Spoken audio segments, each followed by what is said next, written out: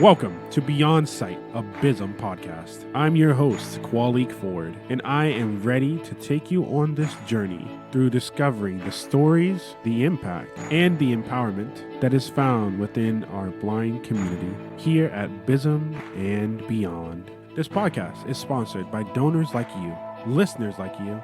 So subscribe, like the podcast, and continue to join me on this journey. Let's jump right in.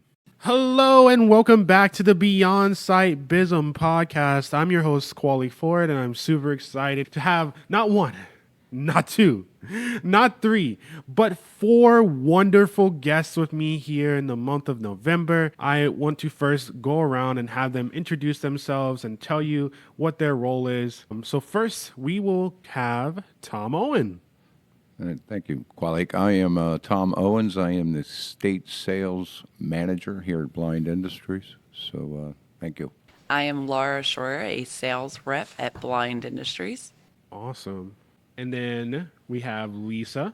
Hi, everyone. Lisa Berry, Sales Vice President of Public Sector for Gojo Industries, a co-brand partner of Blind Industries and Services of Maryland. Woo! Awesome. And then we also have Dean. Hey everyone, Dean Rubbick. I'm also with Gojo Industries, Public Sector Corporate Account Director, and glad to be here today. We're super excited to have you here. One of the things that people always are surprised about is how big BISM is.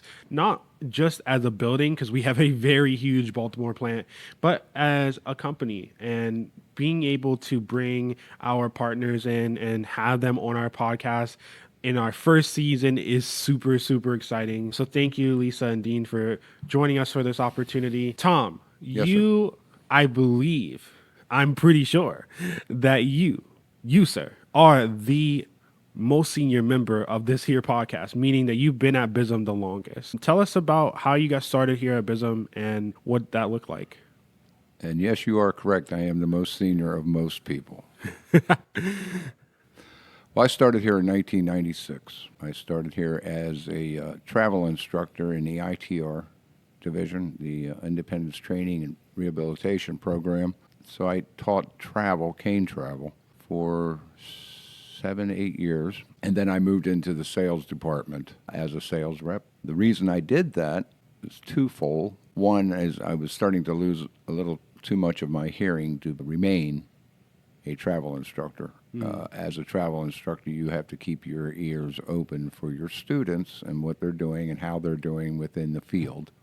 I felt that I was not doing that well enough to keep them safe.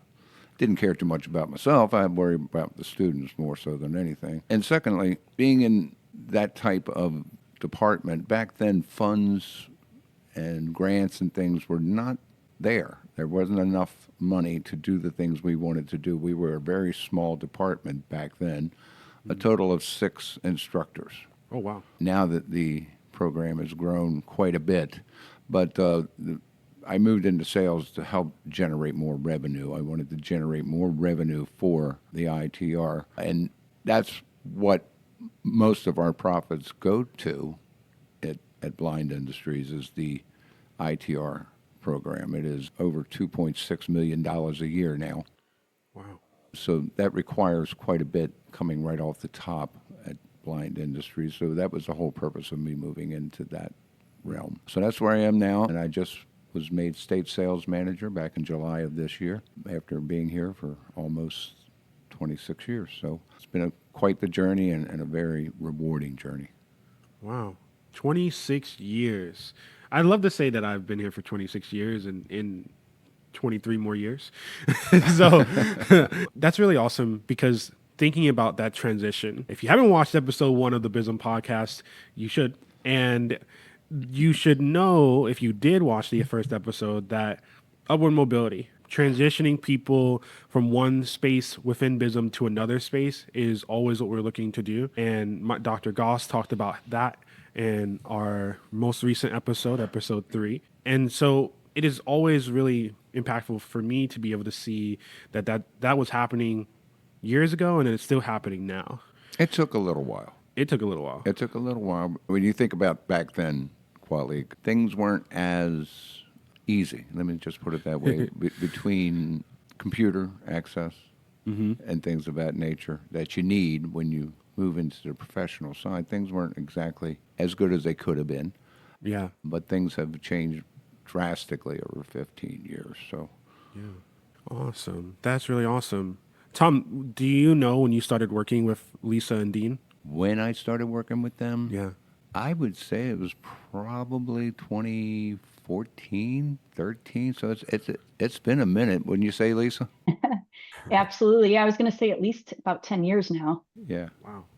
That's really awesome. So, Lisa, what was your first impression of Tom? Oh, geez. I don't know.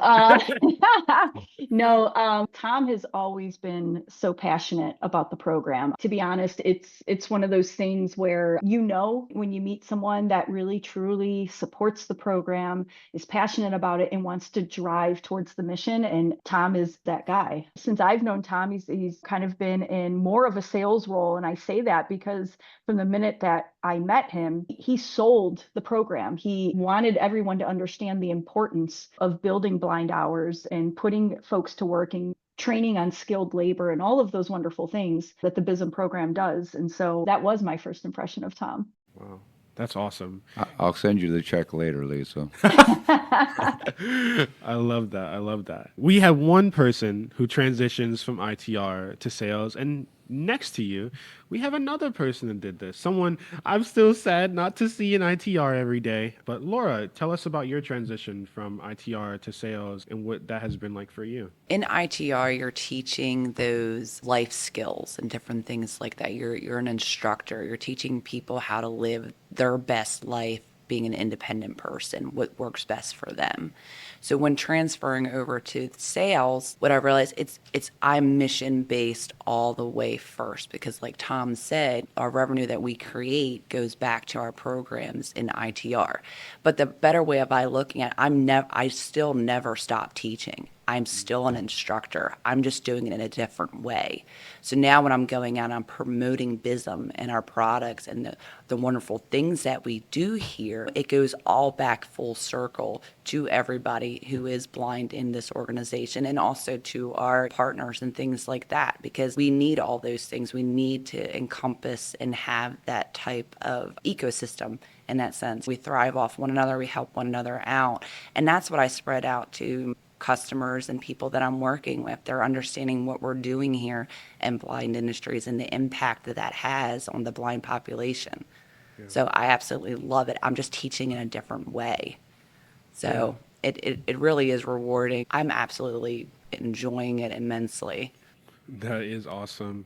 You have always been very passionate about teaching. When I first started about 3 years ago, Laura took me under her wing. She was the independent living instructor, and she was making sure that I knew how to teach the students that we get in how to cook and to hold them to a high standard. And I've always appreciated that. So it's good to see that you're able to continue your teaching ways within the sales department. Lisa and Dean, tell us about the connection with BISM. How does that manifest in your eyes, and what is the thing you love the most about it? Yeah, I'll jump in, but I definitely want Dean to speak to this as well. Within the Jansan industry, we do business with all distribution partners, right? And the unique thing about our partnership with BISM is it's multifold, right? It's about supporting a really great mission. It's about really speaking to our purpose and our values as an organization, and putting people at the core. And it's an interesting avenue into the market as well, right? That we truly appreciate in getting to understand how the state agencies support this type of a program. Really, to piggyback off of the comments that Lisa made, is providing the products that the end user, the customer, the state agencies want, and at the same time being able to support the mission and the great work and the opportunities that BISM provides for the employees and those who utilize their services. So that's been personally for myself impactful and meaningful, but also broader for our organization to be able to partner with BISM in that fashion. Yeah. And I love that both of you spoke to the commonality and making sure that people are getting what they need and that we're being successful. And that's a very strong commonality. It's a very strong message. And I'm glad that we are able to work together as partners to carry that banner. Tom. Yes, sir. So You, no worries. I promise this question isn't too hard. But your first opportunity to go out as a sales rep, what was that like? I know it was a while ago, Oh, but geez. Well, when I first started, I was strictly selling writing tablets that we make here in Baltimore. okay. Writing tablets that have a tape top and glue top and things of that nature. I don't remember the first time, but I do remember a specific time early on. I actually took the MARC train to Laurel, Maryland. That's my hometown, actually. Okay. And I knew a bunch of lawyers there, a bunch of people that had professional jobs in Laurel. So I decided to load up my little suitcase, rolling suitcase full of tablets, and I knew where all these places were. So I got off the train station, and I started roaming through Laurel, hitting all these offices. I hit about 5 of them that day, and they were all very shocked to see me. But that was the interesting thing because I did it all cold call. I didn't make any appointments. When you have lawyers and accountants and stuff, you can just walk in and say, hey, I'd like to see so-and-so. If they're available, they're available. If they're not, they're not. But I remember coming back here with 3 orders. And it wasn't, a ginormous amount of money, but it was the fact that I had gotten 3 orders by just jumping on the train and heading down the road and seeing some people I knew. So I got back and I was excited. I was like, wow, I did this without anybody driving me anywhere, without anybody setting it up for me. And I just went and sold these things. So it was quite the experience. And frankly, that's what really gave me the juice. Ooh. Okay. It gave me the juice to be successful as a salesperson. So that's the story I could share with you. Yeah. Have you taught Mike about the juice? Have you ever talked about that it gave you the juice? Because I think you got to introduce that to Mike's vocabulary. Oh, you're talking about Yeah, Dr. Goss. Dr. Goss, the Yes. president. Oh, yeah. Yes. Yeah, guy. that Mike. Yeah. I'm Yeah, sorry, that there's lots guy. of Mikes, but I got a bunch of mics around me, yeah. Yeah, I got yeah. one in So, front yeah, of me Dr. right now, Goss. but, On our most recent episode, we were working on teaching Mike about all these different Gen Z slangs, or at least more trendy word smithing. And so I feel like the juice needs to make a comeback. well, the juice is a very important word because, the juice incorporates a lot of things. It incorporates the incentive. It incorporates enthusiasm, those kinds of things. Yeah. And once you get the juice, you want more of it. I love this. I love this. Once you get the juice, you want more of it. Absolutely. That's going down in history. So, Laura, what do you feel for you as someone that has recently transitioned into sales is one of the difficult moments that you faced so far?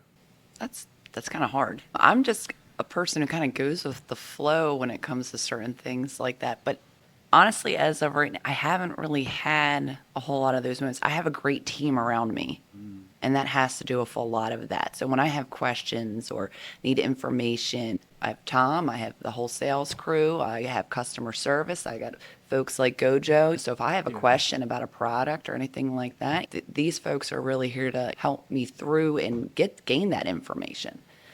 So as of right now, I haven't really come across anything tragically difficult that I can think of at this point in time.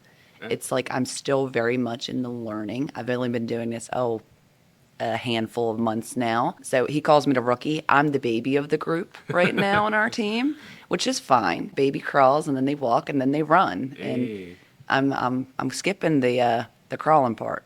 There you go. Almost. I'm straight to walking. Soon I'm going to be running. And that's just like how I've been approaching it and how everyone else has been approaching it with me. And that speaks highly to BISM in that sense that when I need something accessible, they're giving me the accessibility. When I need, a question asked, I never feel unnerved to ask that question and things like that. So it goes back towards that upwards mobility within this organization where we are treating blind people with that same professionalism that you would almost get anywhere else, but with, in a sense like, hey, it's a very freeing and open environment in that sense. Our partners are that way too. So it's wonderful in that regard. Yeah. Tom talked about the juice. You give a baby some juice, Yeah. they gonna want more. So it seems like that's happened to you, right? That's You've right. gotten the juice. I've gotten the juice. And you're starting to run. Starting to run. I've had the BISM juice for a long, long, long time now. So we talked about Tom being here for 26 years. I've been associated with BISM for about 21. So, and it's through the organization of what we do here. It's really, really incredible. My journey was one of Tom's students many, many moons ago when he was a travel instructor. No, Tom's getting outed. Yes. It's okay. To out both of you, 21 years ago, I was also, as a baby, asking for juice. So, Yeah, yes, you were. Lisa, Dean, have you guys been to our Baltimore plant? We have. Yeah. What was your impression when you're walking into BISM, either for the first time or just in general, and seeing all of blind people getting so many things done and so many different departments working in conjunction? What is that like as a partner? So I will tell you, being a manufacturer, right, we think about products, right? I mean, that's just what we do. When you have the opportunity to take the BISM tour, it really is, I don't know what the right word is. It is overwhelming in the sense to show not just the fact that they can manufacture product, right? That's like such a small piece of the pie for them. It's more around the overall life skills that are being taught and are being really driven home in the sense of from the moment an individual wakes up till the time they go to bed, it is everything that an individual can experience from the cooking program and the wood shop and things of that nature. And then, oh, by the way, the team also goes in and does production of products like Purell and Gojo products. So it's kind of just that really well-rounded life skills that are really brought to life there. That's just amazing. That was my initial impression. Yeah, and I would say for me, a couple things really closely what Lisa mentioned, but just the talent and the resourcefulness and the ways that folks who are visually impaired are able to adapt the ways of doing a job to be able to do it without being able to fully see or see at all. It was just so inspiring to me. The other thing when we toured through the facility and the life skills, the different steps that the folks who utilize the service go through of just being able to cook a meal and prepare it and serve it to people. It was so interesting, really, really inspiring. Yeah. Do you feel that inspiration that you feel when in meeting and seeing all the different blind people at BISM helps strengthen the relationship, the partnership that we have? Yeah, I really feel like it totally, when you see it in person until you step foot into the facility, it just, for me anyway, put it into a totally different perspective of the impact that the partnership has on the program, on the lives of these individuals, and just totally makes it to where it's very rewarding for me to be able to play a role in that.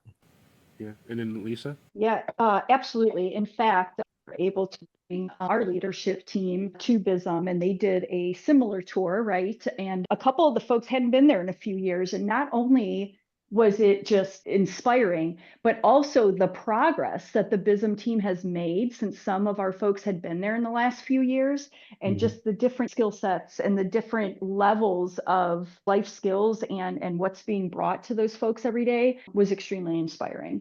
Awesome. Hey, Quali, I'd like to just say something about Gojo Purell, if you don't Yeah. mind. Let's do it. Before we and Gojo Purell became a partner, we had products that were no name, non-recognizable, just everyday run-of-the-mill stuff, and that's what we were selling.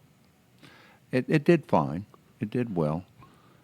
But having Gojo Purell as a dedicated partner, as Lisa and Dean have stated, it has changed the landscape dramatically.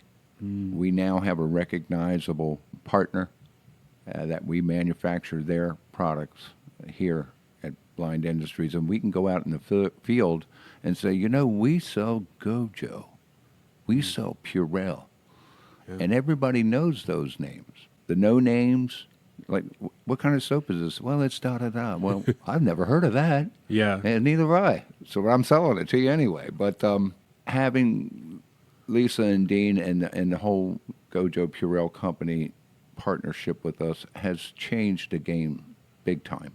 Big time. And I'm really appreciative of them and their support. They're amazing people too. Yeah. That is awesome. And that says a lot too, that Lisa and Dean and the whole Gojo company, they've trusted Blind Industries to do that. They see the capabilities of blind people to go and do that, to manufacture that product, and then for us to sell that product. So, and that says a lot. Gojo, you guys really do believe in the capabilities of blind people, and we really truly do appreciate that, because when we're doing those things for you, your name's on the line as well. And I believe for our partnership, we really have promoted all those different aspects beautifully with one another. So we really do appreciate you all for doing that. I know it's been rewarding on both sides. The wonderful thing about having strong partnerships and knowing that there is brand recognition is that it brings people to you.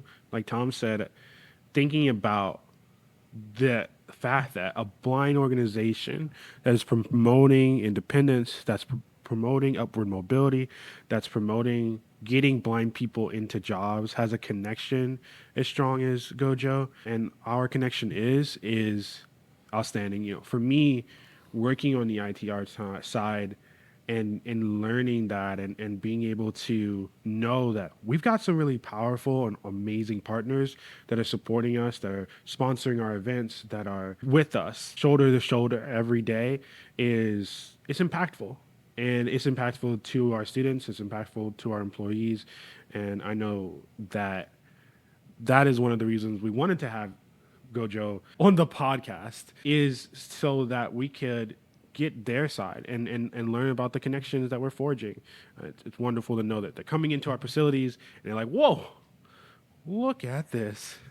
Because it means that they believe in everything we're doing. So I have to pause everything, make a proclamation. Do you guys want to know what that proclamation is? Sure. It is time to spill the tea. If you heard last episode, you will know all about this subject. And if you don't know about this, that means you didn't listen to last episode. And that means that after you listen to this episode, you need to go back and listen to the last episode. But spilling the tea, I have a question. Easy question, but maybe it's a hard question. Tom, you mentioned it. The juice. Uh-huh. What is your favorite juice? My favorite juice? Yeah. You won't believe it. Okay. Pineapple. Pineapple juice. Yep, my favorite. Wow. What about pineapple juice? Well, we actually we use fresh pineapples and process it ourselves, and we keep the core in it. We don't remove the core because it has, I forgot the name of the chemical, bermamine or something like that. Good for the digestive system, good for your pancreas, good for your liver. So that's why I like that. And I just love pineapple anyway. So. There you go. Will you bring me some pineapple juice? Sure. Okay. Now that I got that over. Laura, what about you? What's your favorite juice? I'm an apple cranberry person. What a distinct answer. These answers are not the normal. Apple cranberry. I love apple cranberry juice. Wow. What does that taste like? Deliciousness. Okay. Sweet and sour, baby. Yep, sweet and sour. Okay. You got it. Okay. Lisa, what about you? I'm a old reliable orange juice, but no pulp. Okay. I like it. I a good cup of OJ in the morning. There it is. Yep. There it you is. go. Dean? I was kind of on the fence, cranberry or orange juice, but then I was thinking orange juice paired with champagne, a mimosa on like a weekend brunch or something. Nothing better than that. So I'm going to roll with orange juice. There it is. The best juice is a mimosa. That's Dean. Yeah, I'm right there with Dean. Next time we should all have mimosas together. There it is. Look, it sounds like a great partnership to me, just like ours. My favorite juice would have to be apple juice. I will say that apple juice is better than almost every juice you guys mentioned. No, joking. Though you guys' juices are awesome. I'm basic. I love the power of the apple. And that was spilling the tea, or should I say spilling the juice? I wanted to know that because it shows that while we're all united in partnership, we're all different. One of the cool things about Blind Industries is that there is so many different individuals here, and you get to learn about them and you get to learn about their stories. And I know that all four of you now are similar but different because you have different juice likes, but you also come from different backgrounds. And that's, again, another check in our box of, well, we have this wonderful partnership. Well, it's not a partnership with another blindness organization. It's a partnership with an organization that has multiple different types of people working for it. Gojo and Perel, I imagine, have tons and tons of workers, and they come from many different diverse backgrounds, just like BISM. And so blindness doesn't need to be siloed away to blindness just blindness. It can be put together and working within that mainstream community. We talked about that with Mike on our last episode, really pushing to have those collaborations, those connections. We know we just spilled the tea, so here's some more tea for you. Are you a business or organization looking to support a mission that makes an impact? Partner with BISM and show your commitment to inclusion and accessibility through corporate sponsorships, event partnerships, or in-kind support. Your involvement can help us provide life-changing programs for individuals who are blind or have low vision. Together, we can break down barriers and create opportunities. Learn more about how your business can get involved. Visit bism.org/partners or reach out to our development team directly at partnerships@bism.org. Tom, so you recently moved into a new role. What is that role, and how does what you do change, and how does it stay the same? Okay, well, it's kind of the same but different. It's same in the way that I still deal with customers. Still deal with people, which is what I like to do. Yeah. I get to deal with my sales team and the customer care department. I deal with them on a regular basis, on a everyday basis. I deal with them, and I still deal with customers. But my role is more of a support role. I trust my people. Yeah. There's no need not to. As a matter of fact, when talking about Laura, when she came over, I solicited her about a year ago Yeah. because one of my goals was to expand the sales department with more blind folks. I've been the only blind person in sales for the last 20 years, ever, actually, at BISM. Oh, wow.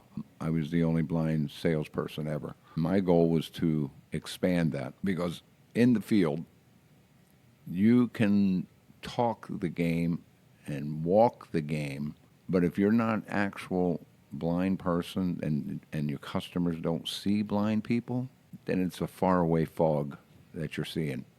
You're hearing a story about blind people. You're hearing stories that we do things and we can do things and all of that.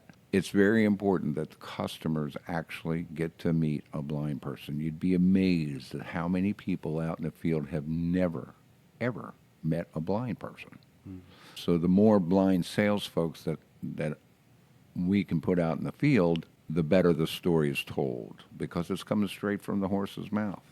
Yeah. So it's very important to do that. So my role now is like I said, support and expansion of having blind people do these jobs. Our whole customer care division is blind, except for 2 people. We have 6 there. 4 out of the 6 are blind. They're doing that job, and they're doing it very well. And so this is what we're all about, and this is the kind of thing that I want to continue.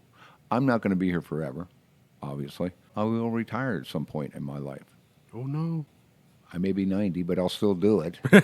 So when I leave, I want this place to be in a much better predicament than when I got here. And that's the way I am with anything and everything I do. So that's my role, Quali.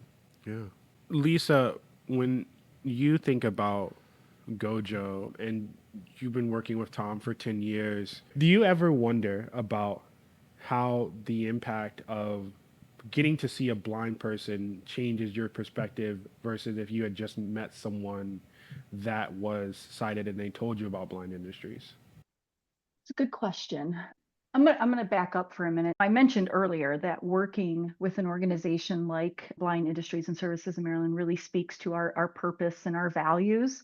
But our purpose as an organization, right, is to make lives better through well-being solutions. Okay. So we really truly believe that our products save lives and make lives better. We really dive deep into the science of it. But when you really look at our partnership with BISM, it kind of takes that purpose to the next level, right? Of that social sustainability. Again, I keep going back to the type of programs it brings to those that are blind and visually impaired. Prior to being involved in this program, I was certainly well aware of the blind and visually impaired community and the unemployment rates that exist within that community and population and things of that nature. But again, being able to be this close to a program like this has really just brought a new level of appreciation for what BISM does. And again, it's just something I'm really, really proud to be part of. Yeah.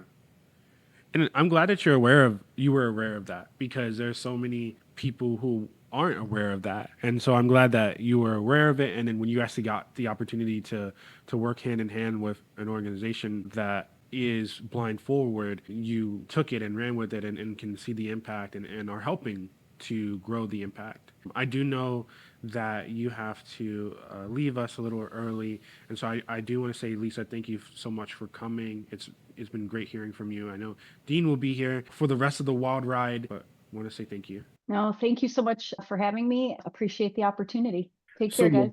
so Laura, when you got into sales and you are now going out and selling to different customers and different consumers, what are you selling? What does BISM have? We've talked about some of those things, but give me the lowdown. Well, the better question would be, what don't we have? That would be a better question. I mean, we have all types of janitorial products and paper good products and things like that, dispensers, and oh my goodness, like paper pads, all office supplies. I mean, we got it. So, and it's really awesome. So, I mean, I'm selling everything and anything, but the thing is, it's the purpose behind it, it's the mission behind it. When people are coming and I'm showing them what we have and looking at what they've already ordering and things like that, half the time they're not aware of all of what we sell. And then they're also not aware of what, we're all manufacturing. So especially when I talk about our copy paper, to know that pretty much from start of that process to the end of that process is manufactured by blind people every step of the way. People don't realize that all the time. They think it's just coming in and we're just shipping it out. And it's like, no, these guys are part of every step of that process. So it's really awesome going through all that with everybody and explaining to them the different processes within creating and manufacturing and what we do here and how many blind hands touch that product. And then it goes to them. And it's really exciting when they get excited. And I absolutely love when I go out and then I come back and then within a day or so, I got an order placed. Because what that means is I did my job, but it means that, they're getting good quality products from Blind Industries through blind employment and people who are blind manufacturing those products. But then it's also very heartwarming and to know that when they purchase that product, it goes back to all of our wonderful programs to support blind people here and throughout the state of Maryland and all over. So it's really awesome. Tom, tell us a story, Tom. Tell us a story that Once upon a time. once upon a time, indeed, of really shocking someone. Well, you've been doing this for 20 years, so I know you've got to have the story. In sales? In sales, yeah. Okay. I think it's not a specific story. It's a specific scenario. Ooh. When I first got into janitorial, I realized that I actually had to install dispensary for products. That included chemical dispensary or soap or paper towel, toilet paper, any of that kind of thing. And the one thing that really seems to get people is the fact that a blind guy shows up with a toolbox, a drill, gets down on his knees and installs these things and gets up on the counter and installs things and blah, blah, woof, woof. I think that is probably the story. Again, the whole thing of having blind people out in the field and doing everything that they've seen other people do over the years that weren't blind. Here comes this guy with his drill and hammer and all that stuff and gets it done. And at the end of the day, they're like a deer in the headlights. Once I'm done, they're like, wow, this blind guy just came in here and kicked the butt at all these dispensers and left. And there's smoke behind me as I go. But anyway, to me, that's the story. There's not any one big sales story, but and I think at some point, Quali, it would probably be a good idea to maybe get one or two of our customers on this podcast. Yeah. And try to feel that side. Yeah. I think it would be important for the podcast Beyond Sight to go beyond this and talk to our customer base, because it will have an impact, and it has had an impact over the last 20-some years. And this is so important for the mission. And you were asking Laura what we sell. We sell products, but the biggest thing we sell is mission. That's the big product. That is the product that all of us produce, not just associates on the production floor, not just the customer service, not just sales, but ITR, our base service stores, everything. We're selling mission, and we all got a whole shelf full of it, but we don't ever run out of any of it. Yeah. We always have it. It's never out of stock. Never out of stock. Yeah. So that's the important thing to me. That's really, really powerful. It is. I'm going to piggyback on Tom. So he came to me, he was like, you need tools to do your installs. I said, I need what? He said, you need tools. So I got to work with the whole sales team and things like that, and they worked for me on installing. And I tell you, there was nothing more powerful than taking my tool bag. Is not a tool bag. I have a tool bag. It's on wheels because I got a lot of tools in there and things. And when I just wheel that thing behind me and I got my cane going, all right, where's it at? Where are we going? All right, show me what you got. All right, well, this is what we're going to put in. And just to do that is very, very rewarding, just not for myself, but for those people, for the customer, to see that, that a blind person's coming in, they're measuring things, they're doing all that, they're taking things off, they're putting their new product on, and then out the door I go. And it is like what times it's like smoke behind you, you're just going. And it really is so impactful like that. And it really does speak to everything that we do here when it comes to mission, that we're all part of all that. So I'm loving it. Awesome. That is really awesome. I now want to see it myself. I want to go out on a sales trip. You can take me on a field trip, Tom? I'll take you, my man. Yeah, let's do it. Bring your drill with you, though. I have one at home. I got you. I will bring in my drill and I'm ready to go. I just can't even get over it. It's awesome. The idea that we're going into these places and installing in front of customers and showing them the power of blind people getting things done. When you think about that, Dean, and how the mission that we're driving is also being pushed by the mission at Gojo and Perel, what does that make you feel? Did you know that we were going out and installing the dispensers in real time? Yeah, it's really, isn't it just something to think the work that Tom and Laura mentioned of installing, actually going in on site and installing the dispensers, it's terrific. The impact that it has from the customer perspective too of, hey, there's nothing insurmountable. Being able to tackle the job at hand, it's just so amazing to see the work that the team does. I think the other element for me as I think about it is the community supporting one another, right? BISM is right in the community with the people who they're serving. And as you think about supporting those who are in your community, what a great way to be able to bring that forward. Yeah. That's very important. Like we were talking in the beginning, partnerships are important. Yeah. Together, how can we be more impactful than separate, and just kind of being able to bring a even better value proposition forward to the market. Yeah. Working together we're stronger, and that's huge. Absolutely. That is very, very huge. So I want to say that I've learned a lot today.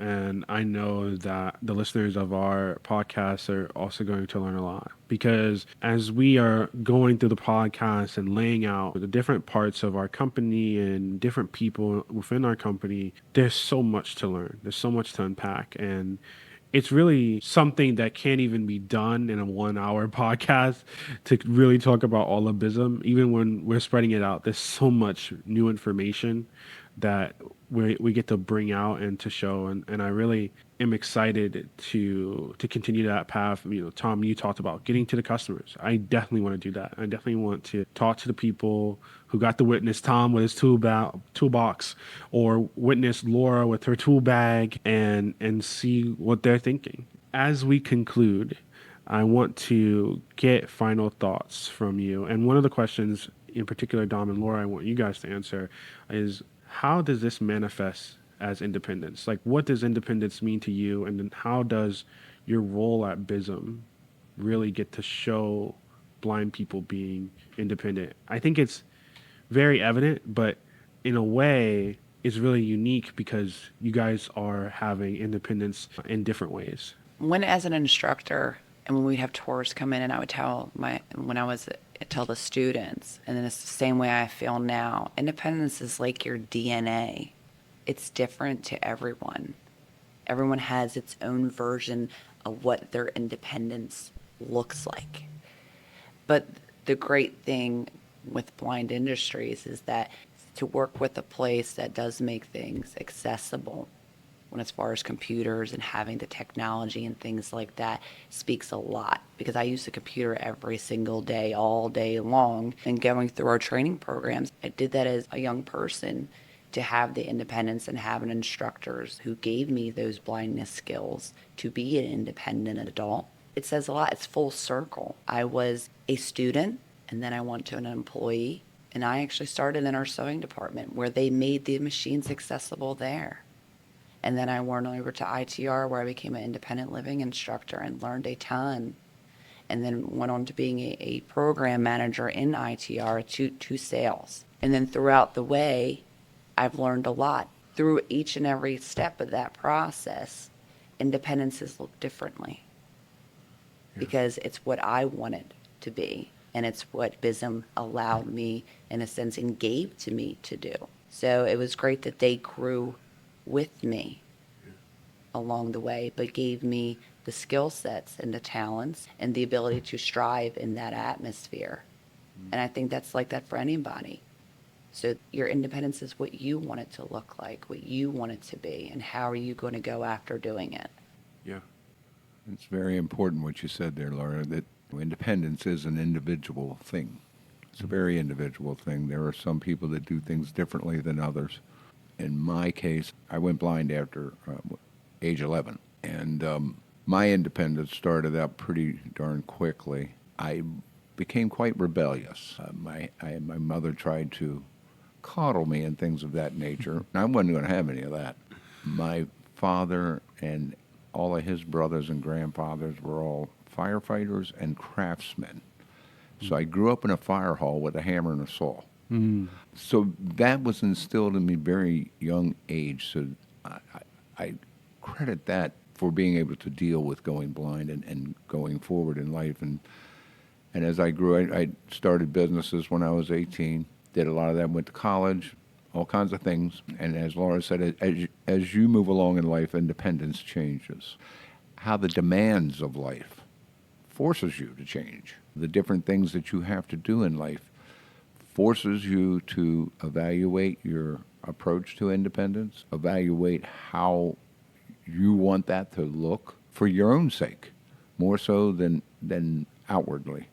It's more or less of an internal thing. I was solicited to come here at Blind Industries by a colleague of mine that still works here. He called me up one day and said, "Hey, you want to be a travel instructor?" I said, "A what?" I've never taught anybody anything. And he said, "Well, you're a good traveler already. You think you could teach someone else to do it?" I said, "Well, I really don't know, but I'll give it a shot." So I got the job here as a travel instructor. And I thought I did pretty well. There'd probably be others that tell you I didn't, but that's okay. He was great. There you go. There you go. So as Laura said, the independence is a gradual growth. It manifests its way in different ways, morphs its way in different ways.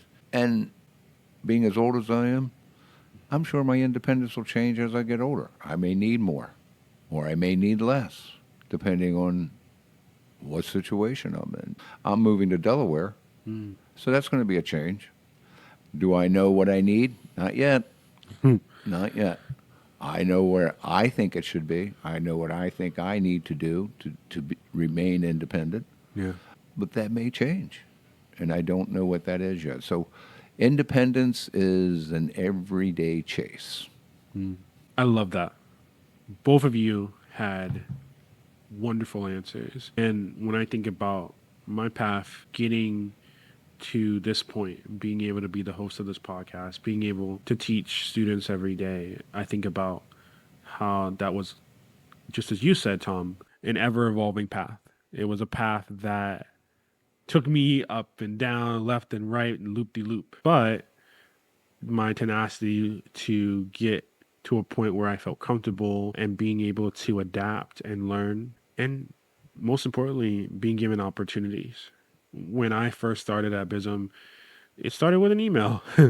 And I emailed the director of rehabilitation at the time and said, "Hey, will you give me a shot?" And he said, "Of course." And from there, my life has been going up, and I've gained so many skills because I'm learning from so many talented individuals. Like I said, got to work with Laura. Laura led me through the ropes. And even this podcast, getting to listen to Tom, your story, and her hearing about how you had a similar blindness story to lots of people I know, and how you overcame that, and how you're thriving and you're helping our organization thrive, and you're working with our partners to create a productive partnership. That is super powerful. So thank you for that. Thank you both for giving your perspective on independence. Thank you, Dean, for representing Gojo and Perel and making sure that we know how important our partnership is to you all. It has been a wonderful interview. I hope you all have a great day. And this has been Beyond Sight.